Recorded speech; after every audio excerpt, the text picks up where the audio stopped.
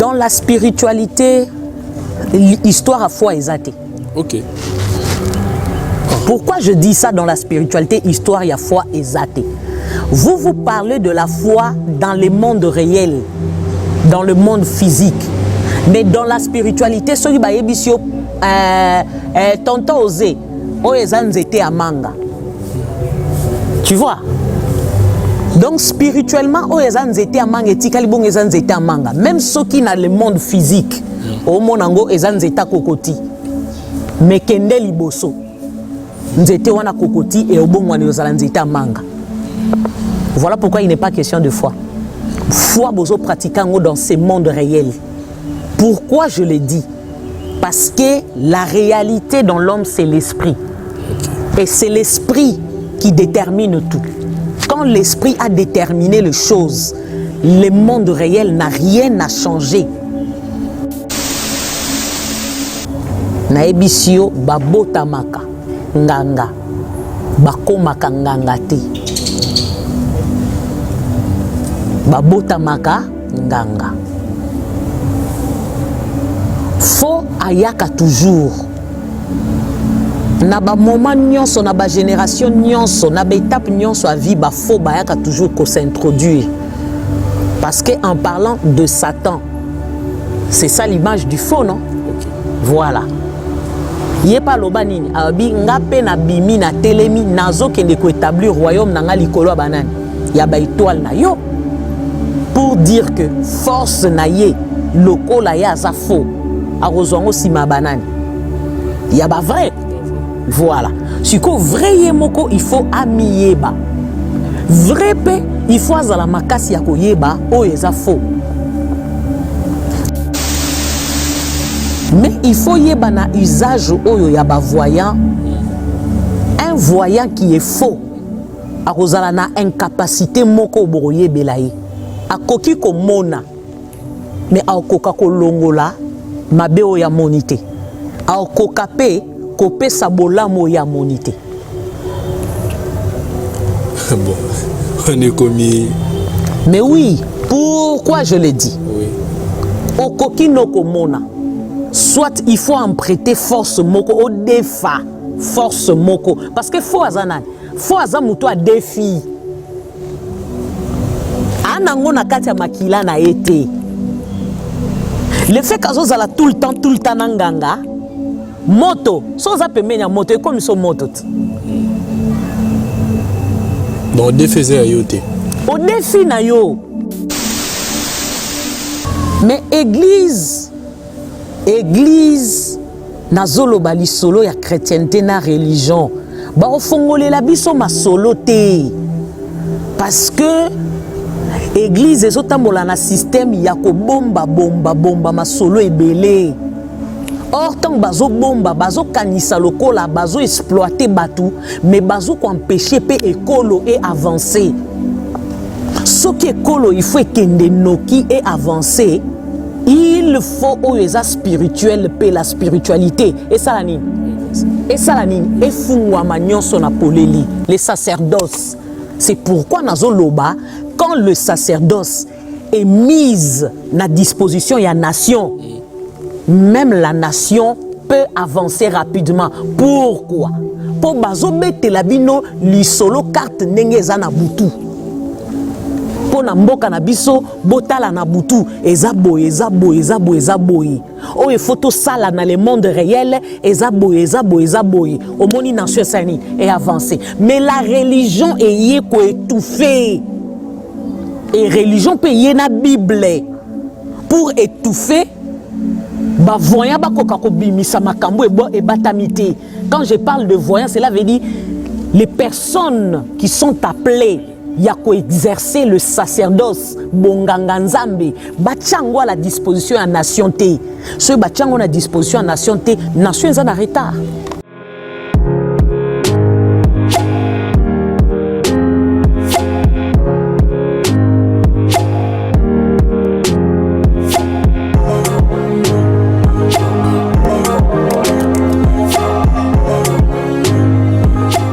Mbote na balandi na biso nyonso ya chaîne Imédic TV et Siga Bozoni. Oui, nayebi ke esika tout partout tout mutu tolandaka chaîne médique nzoto eza bino makasi kolongono.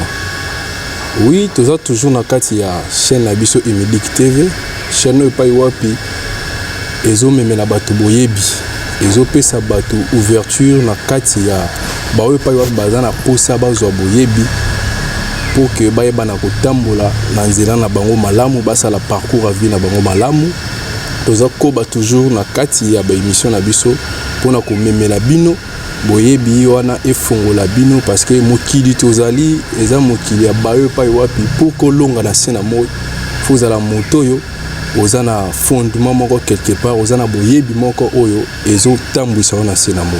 J'espère que zambala nanga ya liboso bomo nanga na kati ya chaîne ya TV Imédic TV na se présenter na kombo ya Osé Mputu, journaliste pa wapi lelo na ye na kati ya plateau na mituno pa wapi balandi na chaîne Imédic TV batuni mituna ebele.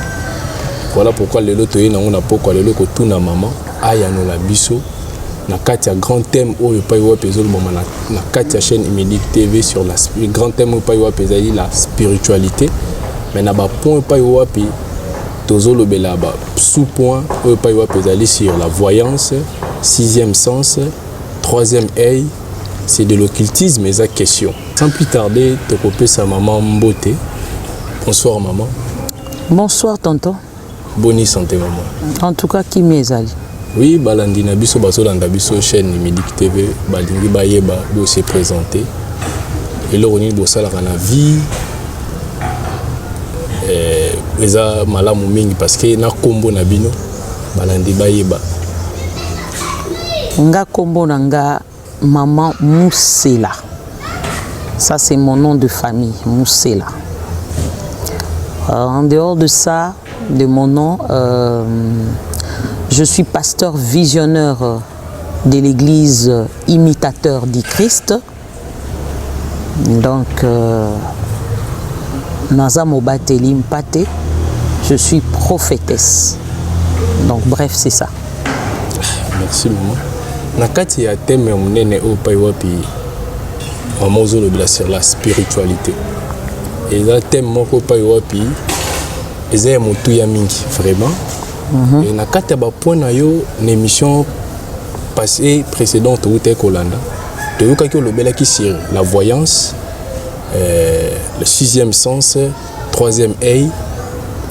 Le pourquoi bozo le belango na kati na émission pour que balandi baye bana kolanda bazala un peu na moins lumière, éclaircissement, il y a le pourquoi il y a thème wana. Pourquoi il y a thème wana na bandaki sur la spiritualité? Au fait, c'est ça le grand thème.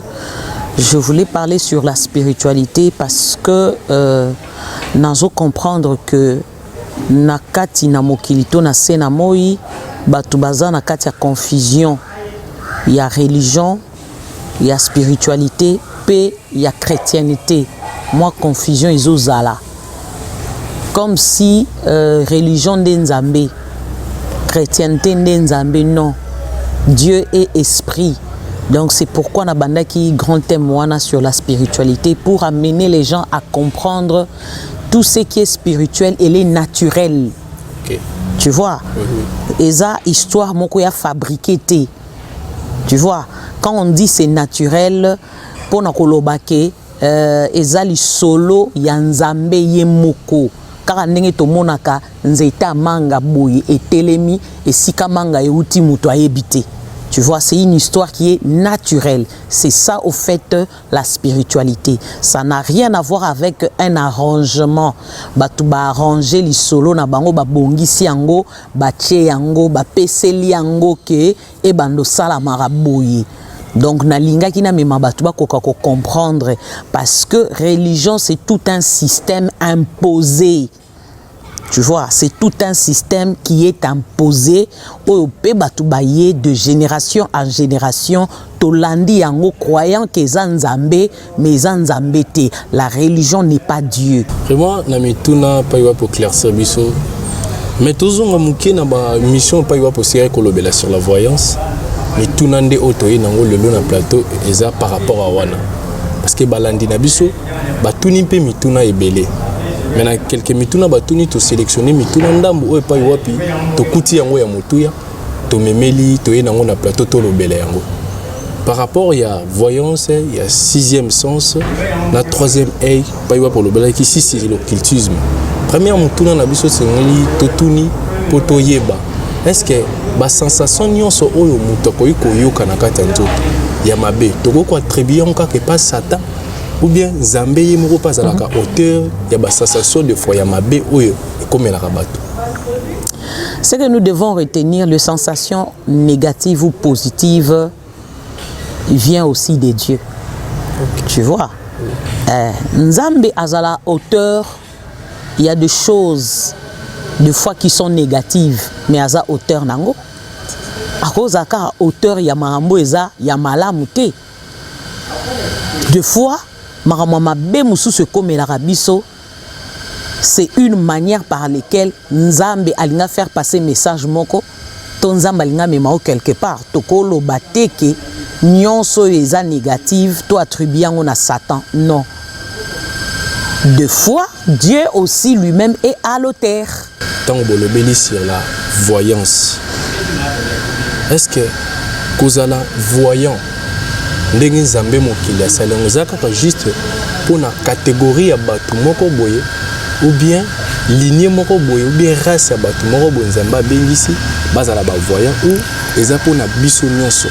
Pour les autres hommes na kati ya l'église, ils ont ba prophète mususu bazoko se proclamer bango moko auto prophète sans même recevoir l'appel wana ya kozala voyant au prophète. J'ai aimé la question, j'ai vraiment aimé, c'est très important. Na kofongola ngo mwana mozindo mingi makasi. Toko maraba voyant te. OK.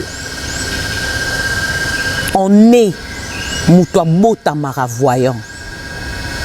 Donc moutoua botamaka na 3e œil. Okay. Là je vais vous surprendre pour introduire déjà penser à 3e œil.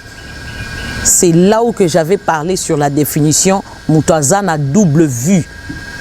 C'est pour dire que ana miso les yeux physiques qui lui permet de voir nyonso eza physique.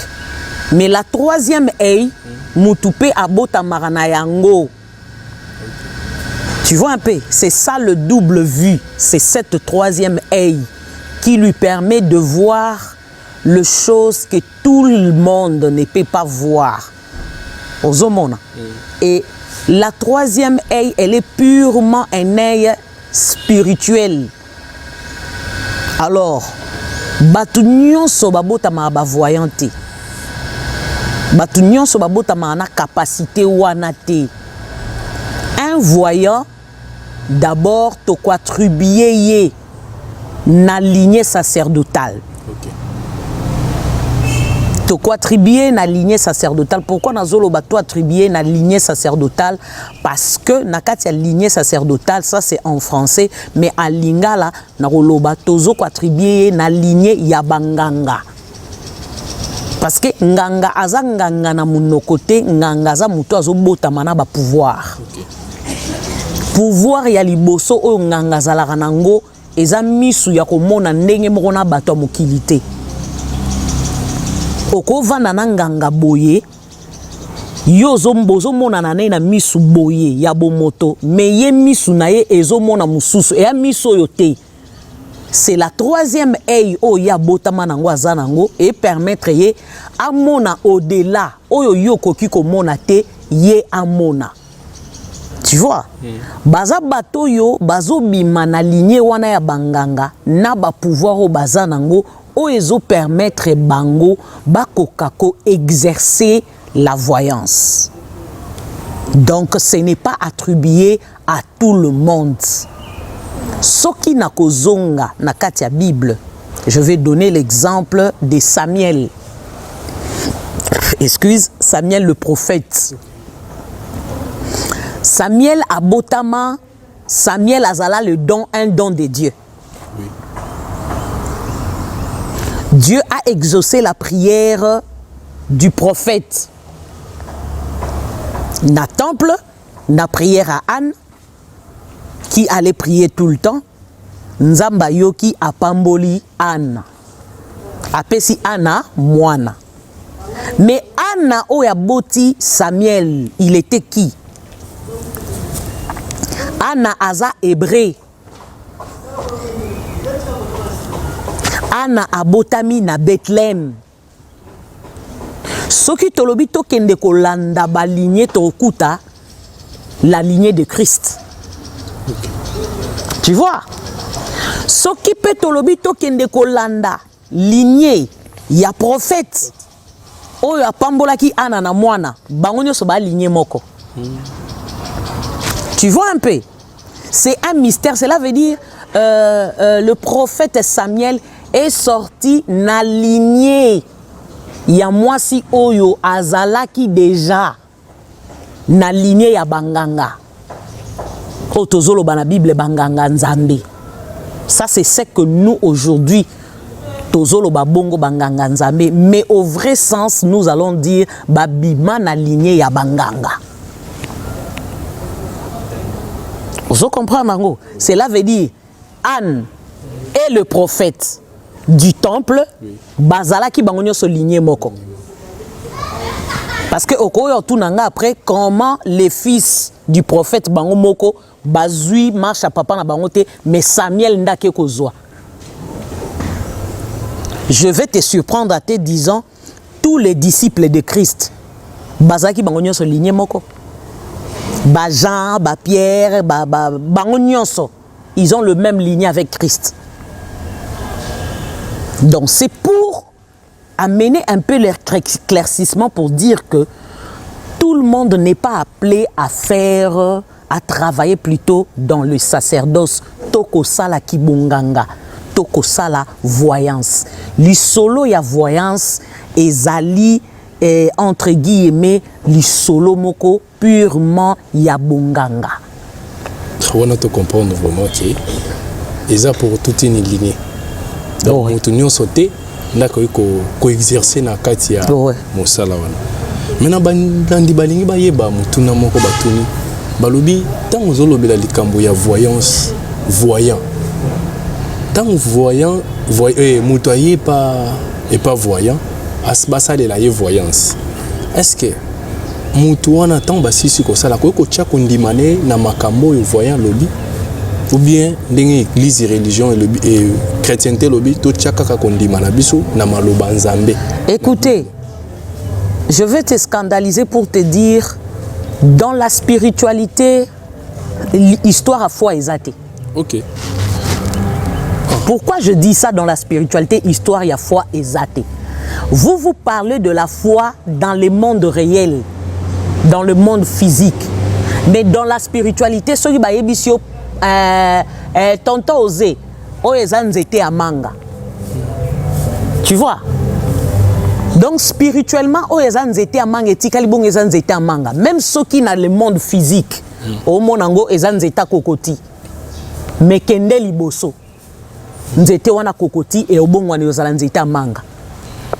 Voilà pourquoi il n'est pas question de foi. Foi bozo pratiquant dans ces mondes réels. Pourquoi je le dis?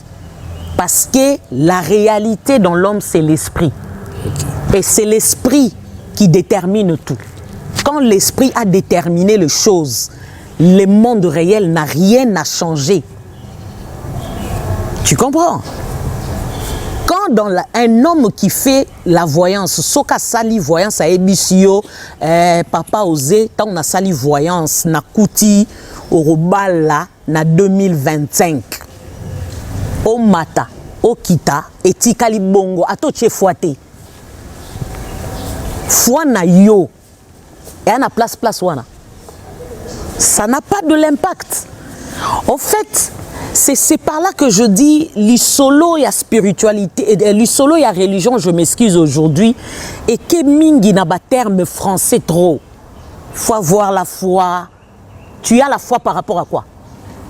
Or, si nous retournons dans les Écritures, Balobi, la foi est une ferme assurance de ce qu'on ne voit pas. Donc, lui-même, la foi est en train d'expliquer que ce qu'on ne voit pas là. Tu vois un peu? Oh, yozo mona te na misu nini? Na misu abomoto. Mais na miso molimo, ça existe. Donc là, c'est pour maintenant amener les personnes qui n'ont pas l'œil spirituel à les amener à comprendre que ici il y a un arbre. Même quand toi tu ne vois pas, mais c'est lui qui a cette troisième œil, azana voyance, tant que ça ebiso ke awanzeteza, yone mutokomo luka foi parce que tu n'as pas les yeux, mais la personne qui a les yeux, ça y est, tia foi, on se comprend. C'est que les solos il y a foi. En tout cas, moi je me dis, l'isolo ya foi n'est pas approprié pour les personnes spirituelles. Comment ça? Oui, ce n'est pas approprié, mon frère. Spirituellement, dans la voyance, nasi na moni nzete oyo. Quand je me réveille, je me dis nasi na mona ki nzete. Point barre. Et quand les gens arrivent chez moi, je leur dis awa nzete zalaka. Si ces personnes-là me disent oh, mais nous on voit pas cet arbre, to mona nzete te. Bango bana raison à koloba to mona te parce que ba mona na miso eza physique. Mais moi qui a les yeux spirituels, j'ai déjà vu, je n'ai pas besoin de la foi. Je n'ai pas besoin de la foi pour attirer que arbre est à la place parce qu'elle existe déjà. La foi est une ferme assurance de tout ce qui n'existe pas. Okay. Elle n'existe pas où? Dans le monde réel.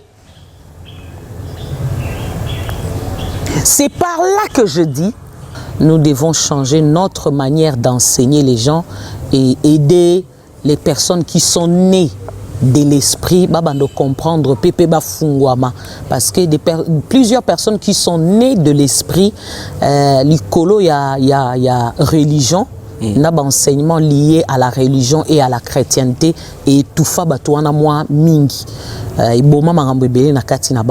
je vais te donner seulement l'exemple il y a prophète Élie. Le prophète Élie oya pamboli Anne na mwana oyaza prophète Samuel. Les prophètes Élie abandé komona Anne mikonyo sokoya na temple ko lela ko bondela ko lela. Mais le dernier jour a pambola ya yebisie ozo lela pourquoi? Ko lela on a tellement eleka ki a yebisie zonga. Ta prière est comment? Est exaucée. Est exaucée. Qu'est-ce qui nous prouve que la prière de Anne est exaucée? Il n'y a rien parce que et comment mater? Ah voilà. Donc physiquement comme ça dans le monde réel, il n'y a rien qui nous a prouvé que la prière de Anne a été exaucée. Tu comprends? Mais lui, le prophète, a dit ta prière est exaucée. Par rapport à quoi le prophète a dit cela? Là. Par rapport à ce que le prophète a vu. C'est là où se basent les hommes spirituels ou le voyant. Cela veut dire quand la personne qui voit déjà en dehors, il y a miso yozo mona, asia moni, moana yeyo, zonga na yo, ozade ana moana. Là, je dirais, la foi, elle est par rapport à qui? C'est sur qui on est en train de baser sa foi. C'est sur le... C'est sur le voyant. Automatiquement, si je dois parler de la foi, cela veut dire Anna devait avoir foi au voyant, au prophète. Parce qu'à cette époque-là, on les appelait le voyant. Donc, le fait que Élie a déclaré, tu es exaucé, donc Anna devait avoir foi. Namaloba oyo, Élie a lobi. Po Élie nde amoni. Sikoyo, Élie, ya kozala na foi na nini? Élie a besoin de foi pour Élie a sa moni réalité nde yango wana. Ana besoin de foi te. Bon maman, c'est un peu compliqué parce que l'élo tant aux obéta les solar ba voyant ils ont deux catégories. Il y a ba faux baza, il y a ba vrai pe baza. Ce que tant yo ebisinga bongo et qui na moni lo ko ko kisamité.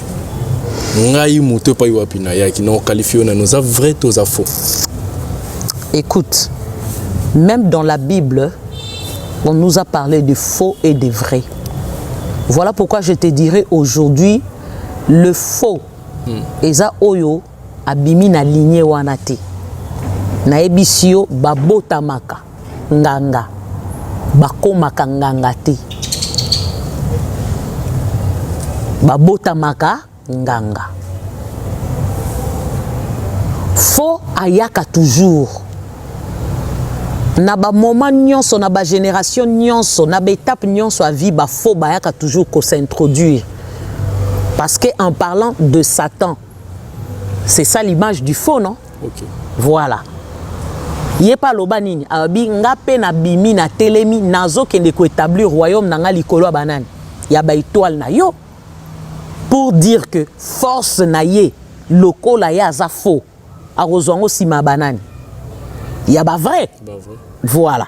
Si ko vrai yemoko, il faut amiyeba. Vrai pe, il faut azala makasi ya koyeba oyo eza faux. Mais il faut yeba na usage oyo ya ba voyant.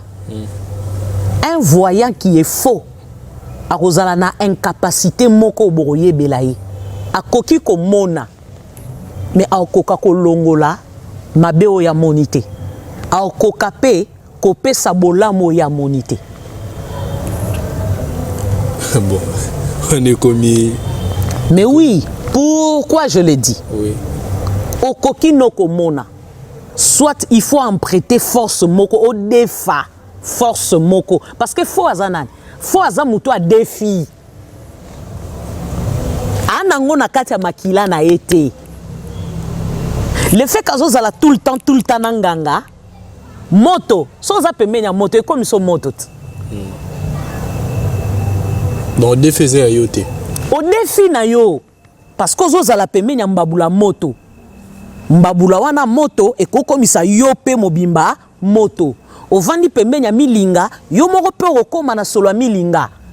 Mais à un moment donné, ceux qui ont se déplacé, solo milinga rosani.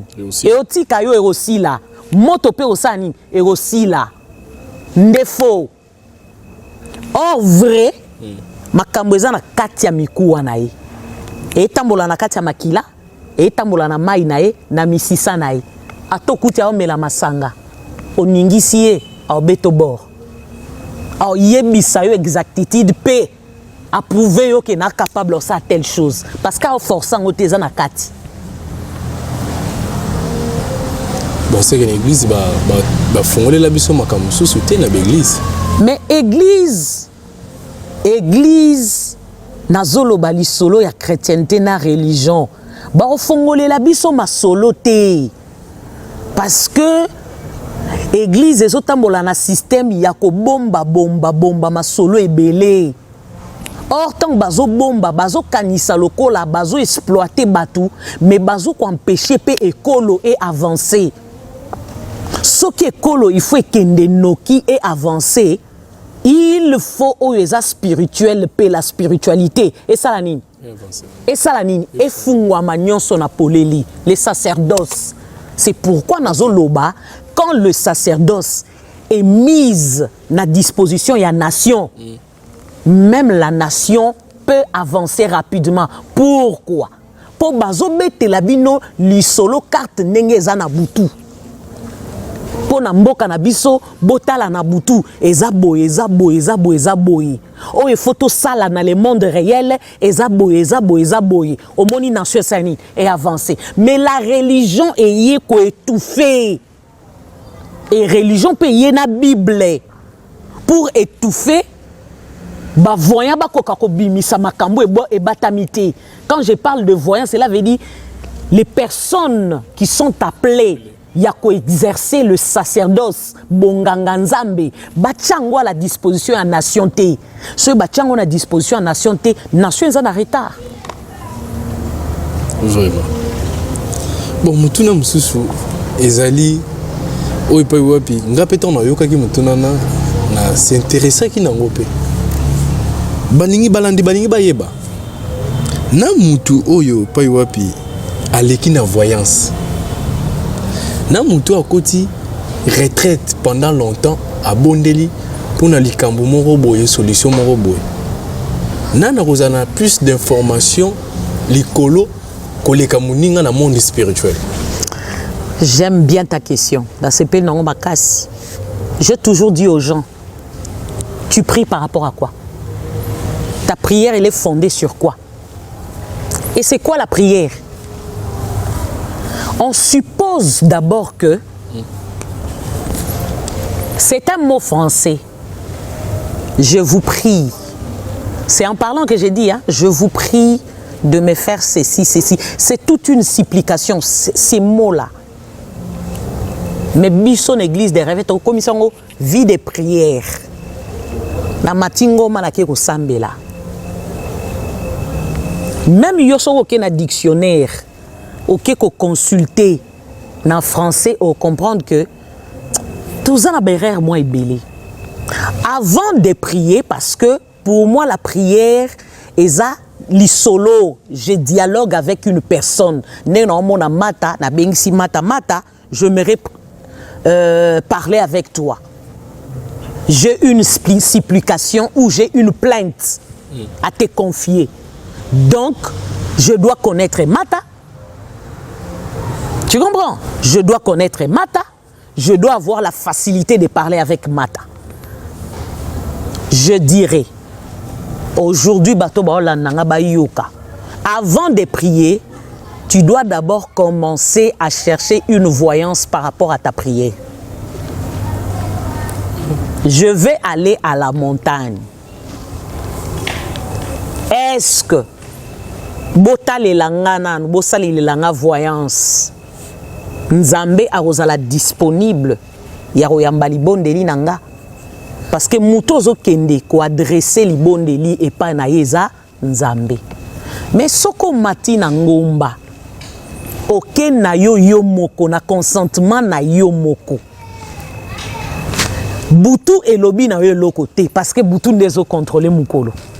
Mais yo ke yo moko zo bondelo zo ganga o solo ananani. Non, so nanzamba balobi nzamba zo omnipotent, omniscient, omniprésent. Parce que c'est ça. C'est grave. Omnipotent, omniscient, omniprésent. C'est grave. Donc moi je dis avant de prier, il faut voyant ces salama. Tant voyant ces salami, bakoye bisope Bible yemoko ayipsi biso, nous devons chercher Dieu pendant qu'il se trouve.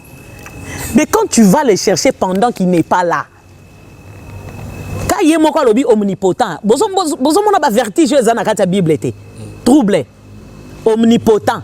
Yemoko lisusu lobi cherchez-moi pendant que je me trouve troublé. Le président, respect à vous, notre chef de l'État, son excellence. Qui peut aller voir le président quand il veut?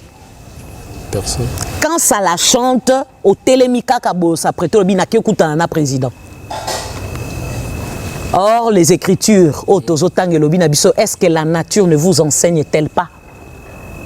La nature doit nous enseigner. Cela veut dire même pour voir les présidents, ils ont senga ba audience, ils ont senga ba chaîne belé, tout ça tout bokomi mukolo komi prête ya oyamba yo ndatindeli yo malobalobi boye bise aya lelo na besoin oyamba ye pona yo ka plainte na ye.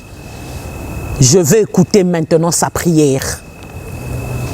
Vous comprenez? C'est là qu'on est en train de dire aux gens, tu dois te connecter à tes ancêtres. Ba ancêtre na yo baza bato yo pe bazo travailler ka lisolo wana parce que Dieu est esprit. Lisolo ya prière n'a rien à voir avec l'eau et le sang. Eza lisolo ya molimo et à lisolo ya bilima. Et quand nous prions, nous ne devons pas garder cet aspect physique en nous. Cela veut dire, je dois faire ressortir la personne qui est en moi, qui est esprit. Pour esprit. Totangango, ceux qui doivent les prier doivent les faire en esprit. C'est ça. Ce n'est pas l'histoire de la chair. Donc moi je dis, la personne qui prépare sa prière, d'abord par la voyance pour savoir est-ce que le créateur l'invite pour na yoka lisolo na ye yende muto asali malamu koleka yenda kokozela résultat. Mais muto matingomba ye moko, moi je ne pense pas que muto lolenge wana a reçoit ba résultat. Na benga ngo libondeli à tapage. eza po bato ya mokili bayeba yo ozosambela me kosambela ya malamu eza tangu bilima to bakoko na yo bakutanaka na yo na rendez-vous na bango nde wana nde wa mosambeli. En tout cas, bandeko balandi, ozoyoka ba réponse pa yo wapi ezopesa manami tuno pa yo botunaki et pas maman azo ko expliquer biso ngo lo lenge sengeli. Mais mutuna mususu pa yo wapi est-ce que libon delika resuki dans la vie chrétienne la prière suffit seulement ou bien on doit ajouter certes des choses au-dessus de la prière pour que et ça la fondement ya vie à la malam. Tu sais, il y a des choses, les lots ont évité Kolobango. Pourquoi? Vous remarquez le bien le romoko est vrai. Au moment où moi là t'as rappelé veste à mounene, à tambola na dit pas mounene, prophète, pasteur, à télémi à contredire. Mais après, ayo comprendre qu'à bord wana mère wana bêta qui est vrai. Écoutez. Vous savez, je dirais. Il faut toyeba même kaka na Bible nga natanga parce que moi je suis théologie, j'ai fait la théologie. Kaka na Bible natanga, j'ai compris des choses en dehors de la spiritualité, j'ai compris des choses, même la prière. Il y a des personnes appropriées au akoko mais azalo quoi pont. A memelio li bondeli type là c'est sengeli koma. Donc la prière seule eza ya kokokate parce que on a supplication eza ya kokokate comme par exemple en parlant de la voyance. Pourquoi je dis voyance eza très important? Muto a sali voyance aroye bisayo voyance on a sali nakuti ya ça. Cela veut dire peut-être nakuti que moi si ozole la kobota nakuti ozana mabota mais likambwe bloqué yo osopaki makila olongola ezemi des fois. Tu comprends un peu? Mais muto obano kendo sala makele la zobondela mais yemo kwa za inconsciente que le fait que na longola ki zemi 2 fois yango ne mutesa nini et bloqué nga moyen azwa mabota ezate muto na tabondeli pendant 10 ans parce que ayebité article on a en église pendant 10 ans mais ceux qui voyant ces salami ba la qui c'est que au sopa qui zemi 2 fois automatiquement na katia voyant ces souka wana te bala qui yo le pourquoi tu vois ce qu'elle avait fait c'est ça. Maintenant nini sengeli ya sala po alongola karma o ezolanda ye ya zemi alongola ki asala boy soka sali eloko wana porte sali nini ezo senga prière place wana. Donc il y a des choses aussi dans la vie qui ne demandent pas na kene na ngomba na ganga na zongisa, qui demandent seulement na kene na makolo ya voyant.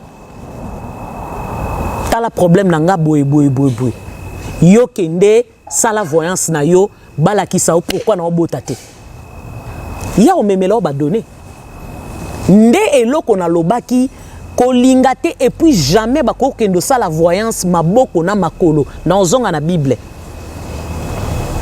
Avant Samuel a oindre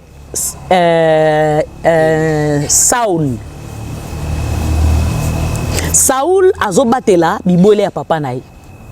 Bibole bunga raté saini. Ebungi. Je m'excuse. Bibole bungi, il y a quelqu'un qui vient lui dire oh, mais non, ne te dérange pas. Toke na yebi mutumoko un voyant. Pas betele li solo. Je connais un voyant qui te dira où est parti tes brebis. Ba comment est pas voyant pour au monake ezana makamsu ekome la rabiso nzambe yemoko a l'auteur. Donc nzambe yemoko bungisi ba bibwele. Ah non, spiritualité à matata. Tango akomi pas Saoul, ba koma boye, mutazo yana kolela et tout ça ba yebisa ngai bibwele nanya yibi et tout ça ba yebise ba bio. Mais toi je t'avais déjà vu. Oleba vandise na kiti ya ba peuple nyonso. bazui kiti ya bokonzi bazui bavandisi wana metwala zala wana yo tozolia na yo lelo oh ekomi na lia na ndenge nini.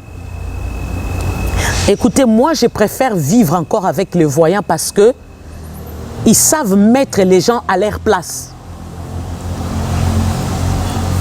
Soko ke na église oyo mutu aza voyant à monaka à ton entrée déjà à ebinda nyangwa kotia parce que azaki déjà informé na butu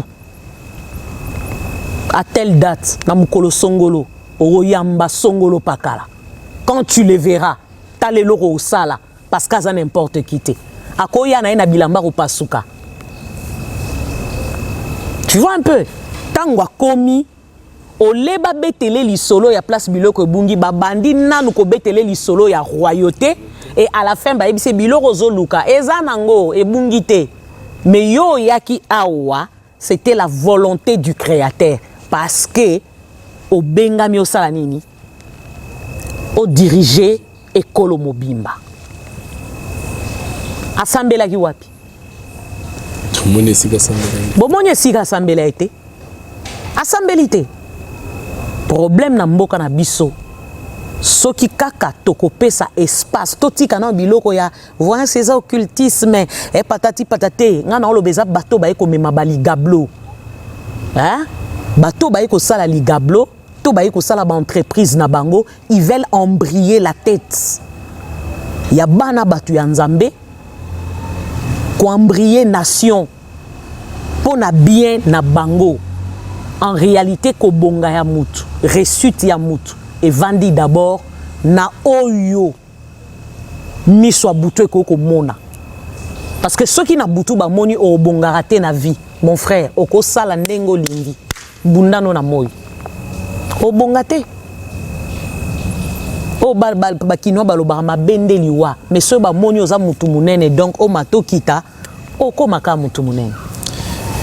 Vraiment merci balandi na biso nyonso notre commune na biso na suka émission na biso oyo pa wapi tozalaki na maman mituno pa wapi bo mituna ke belé pour se poser ki ba question belé ya koyeba bo moni ndenge to tuni yango awa ba répondre biso ba pesi biso éclaircissement malamu na mituna na biso eloko moko penga pe na sepe nango na simi na kati na ba réponse à maman ya mutu yeza mutavu bonga ça veut dire faut na monde ya butu monde ya butu basa ozala rassurer que kuna déjà ozala rassurer kuna na butu ozala ki déjà ya kobonga tu vois oyeba li solo na yo na butu parce que c'est la nuit qui contrôle les jours. La réalité dans l'homme c'est son esprit. Vraiment on est avec ya mutu ya point pa ya ngapi na simbi biso tutoko banakati ya koluka kozwa boyebi vraiment tant pas wapi tokomi eza tant pas wapi boyebi eza vraiment na disposition pour na bawe pas wapi babengama nango porte eza grandement ouverte pour na boyebi soko za na posa nango justement désirer kokota na yo et kozala malamu tokomi na biso na suka émission na biso wana esika bino nyonso tubol balandi na biso bozali topesi bino revoir kozanga te ko liker ko aimer ko partager émission na biso pa wapi yo za molando sepelaka koyoka mama tango nyonso ndenge amemelaka bino boyebi na oyo ezo sala ouverture ya ben esprit na bino lenge moko yemoko lobi en réalité de l'homme eza molimo donc ce molimo ne fungwa mengengi nyonso etikali ekozala pamba. Ciao, à nous revoir bientôt.